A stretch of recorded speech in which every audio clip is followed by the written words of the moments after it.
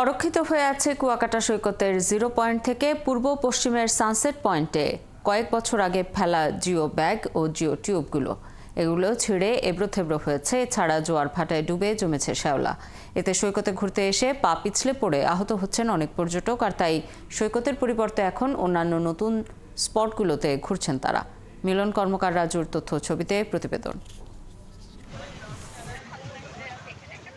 যোগাযোগ ব্যবস্থার উন্নতি হওয়ায় এবছর জানুয়ারির শুরু থেকেই পর্যটকের ঢল নেমেছে কুয়াকাটায়। প্রায় 10 কিলোমিটার সৈকত জুড়েই ঘুরছেন পর্যটকরা, কিন্তু ঘুরতে এসে দুর্ভোগের যেন শেষ নেই।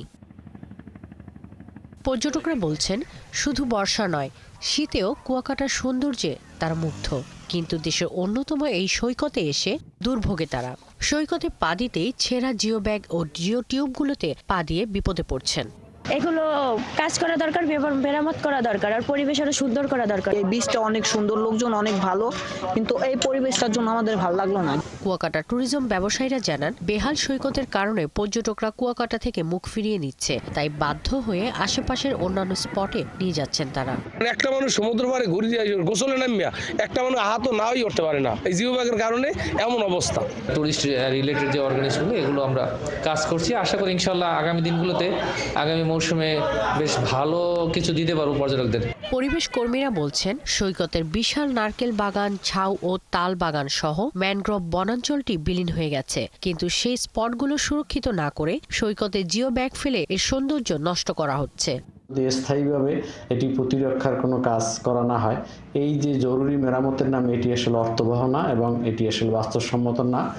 এদিকে পর্যটকদের দুর্ভোগের কথা স্বীকার করে কুয়াকাটা বিচ ম্যানেজমেন্ট কমিউনিটির সদস্য সচিব বলেন, সৈকত থেকে ঝুঁকিপূর্ণ জিও ব্যাগ ও জিও টিউবগুলো সরিয়ে ফেলার জন্য পানি উন্নয়ন বোর্ডের কাছে আবেদন করা হয়েছে।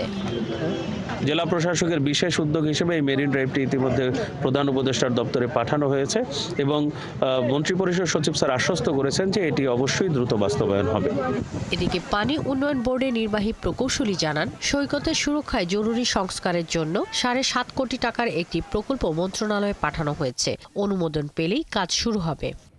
মন্ত্রণালয়ে আমরা একটা ডিপিপি প্রেরণ করেছি, তো সেটা বাস্তবায়ন হলে এটা স্থায়ীভাবে আমরা প্রতিরক্ষামূলক কাজ শুরু করতে পারব। কুয়াকাটা সৈকতের সুরক্ষা ও সৌন্দর্য বাড়াতে গত 5 বছরে 8.5 কোটি টাকারও বেশি অর্থ ব্যয় করেছে পানি উন্নয়ন বোর্ড। কিন্তু বাস্তবে অপরিকল্পিত উন্নয়ন, ঠিকাদার ও পাউবো কর্মকর্তাদের দুর্নীতি, অনিয়মে কুয়াকাটার সৈকত এখন মৃত্যুকূপে পরিণত হয়েছে বলছেন এলাকার মানুষ। শাকিলা শম্পা, 71।